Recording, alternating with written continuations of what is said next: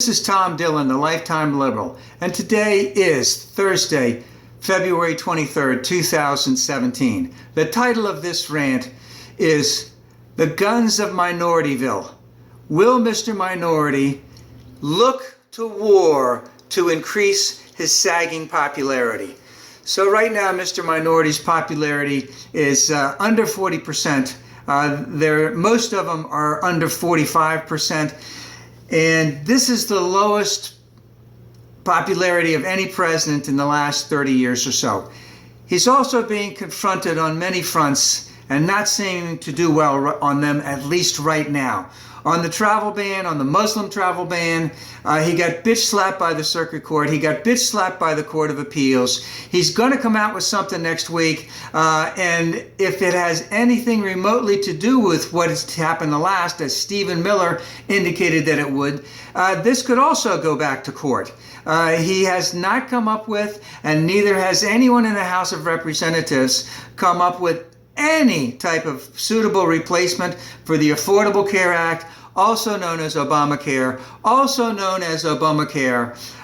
in terms of the Mexican wall, yeah, he did talk about as an executive order hiring 15,000 new people, 5,000 I think in Border Patrol, 10,000 with ICE. And again, how many? If you're going to have that many agents, if those are just going to be agents who are rounding people up, how many more thousands of people do you have to, let's say, work on the administrative thing, to have everything in place that when you hire those people? Remember, when you got to hire those people, there's got to be extreme vetting for those people. There has to be tremendous training for those people. They need equipment. They need housing places for let's just say vehicles, for arms, for all of that other stuff. If you're going to be taking that many people in, you might need a new court system to get these people back. Mr. Minority also had, if someone is captured within 100 miles of the border and they have been here less than 2 weeks, then they go right back. Mexico doesn't want that. Mexico doesn't want a wall. We have two high-ranking officials down in Mexico this week trying to sue things over for that.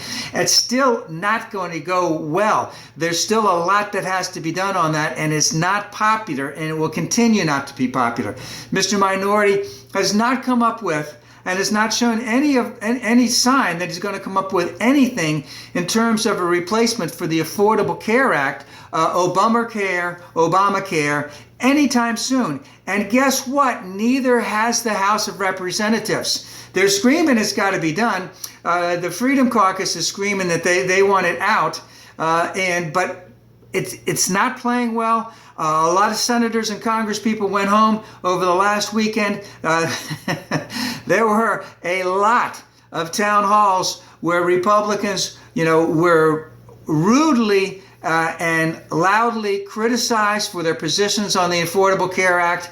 And it's not going well. So LBGT issues, he issued an order yesterday. There were spontaneous demonstrations outside the White House. Lots of people were out there against Mr. Minority and his position on the transgender bathroom rights.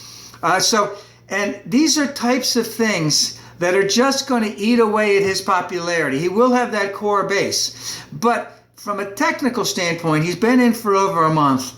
The only thing that I can see him continually promoting and being accepted by his followers is he's only promoting bigotry.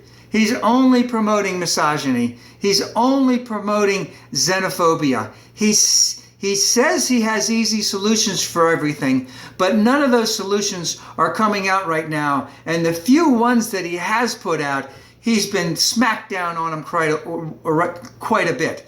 Now, his right-wing base, they love this thing about the bigotry, the xenophobia, and the misogyny. And the reason why he's doing it is because it works. Fear is a tremendous motivator in a lot of ways. So there's a lot of confrontation, and his popularity is down. And what might be a very suitable way to change this? Let's go to war, because that's what Edwin Starr said. War, what is it good for? Absolutely nothing. So there are three areas which are very much a tinder keg, just like that book, The Guns of August, from 2000, in reference to Europe in 1914, right before the First World War, is that we have the South China Sea, which they're putting missile defense systems and missile things on some of the islands, which are not really theirs. The South China Sea is bordered by Vietnam,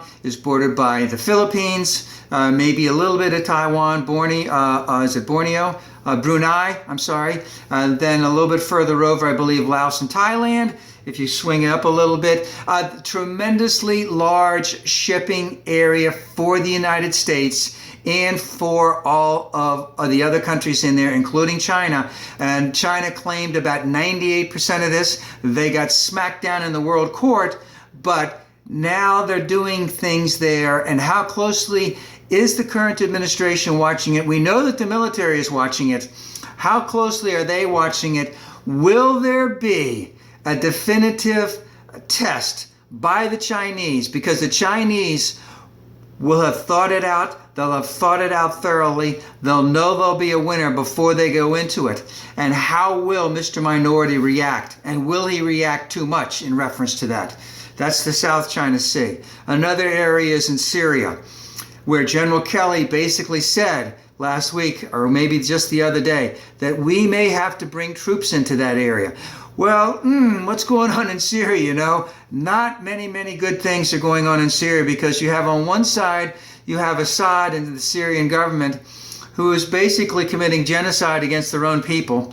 You have Russia, which is backing Assad up. And one of the reasons we didn't go in and bomb Assad 4 years, 5 years, etc. ago, is that the air defense systems of the Syrian government are so up to date with military armaments, so to speak, from Russia. That air defense system is all done for them by Russia, that we didn't want to have any of our bombers or fighter pilots shot down over in that area. So, and then you have the resistance. And the resistance, the ones that are with us, the Kurds want nothing more than to have their own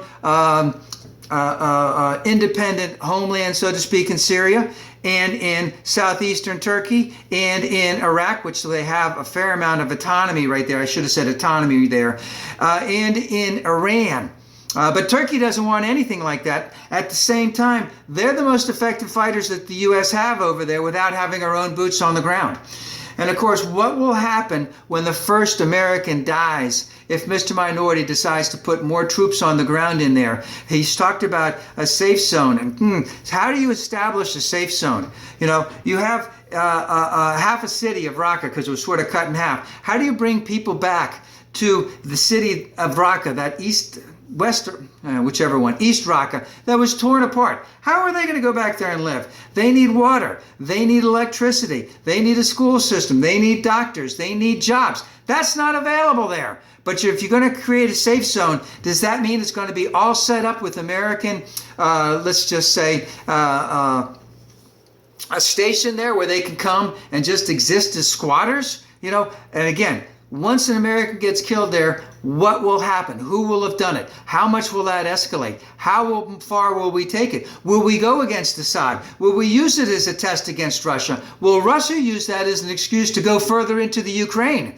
Or maybe go into Latvia, Lithuania, or Estonia? It's very necessary to know what's going on in these areas, be up to date on them, and to make very calculated decisions on how to do these types of things. Now, in the other area would be in Mosul. We've taken, we, meaning the United States, who is working with the Iraqi government, with the Iraqi army, in terms of taking back Mosul, has taken back about half of it. They just got a military base. They just went into a military base near the airport at Mosul.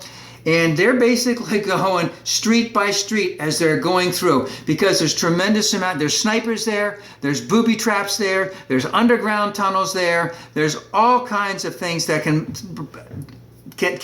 hurt a lot of people. They're going slow. But remember, it's not only the Iraqi army. It's the Shia militiamen who have been trained by the Quds Force from Iran. And we are in cahoots with them because we are working with them. At the same time, the Minority administration wants to get rid of the Iran nuclear deal. And they want to say they're on notice. Again, what happens when an American gets killed? An American advisor gets killed in Mosul, depending upon what the circumstances are, by ISIL, by the Shia militia, by the Iraqi army, and there's, again, more competing factions that are going on in there. So we have 3 areas in the world with, let's just say, extreme naivety right now on the part of the minority administration.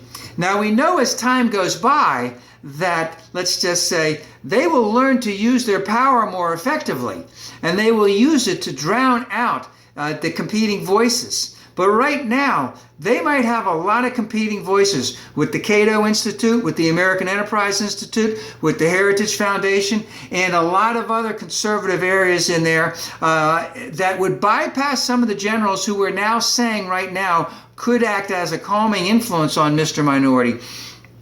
But as his power may increase, as they learn how to use their power more, as his popularity decreases, we could actually see, that he is as dangerous as we thought he was when the election was going on, because we do not know what he will do if he feels he needs to get that popularity back up and get it back up quickly, especially if he keeps getting bitch slapped, let's just say, in terms of the Affordable Care Act, in terms of the budgets that's coming up, in terms of his LBGT stance, which no one seems to like, in terms of the wall with Mexico, in terms of Mexican relations with all other countries out there. A lot of things are going on behind the scenes. Will that be a cause for war for Mr. Minority?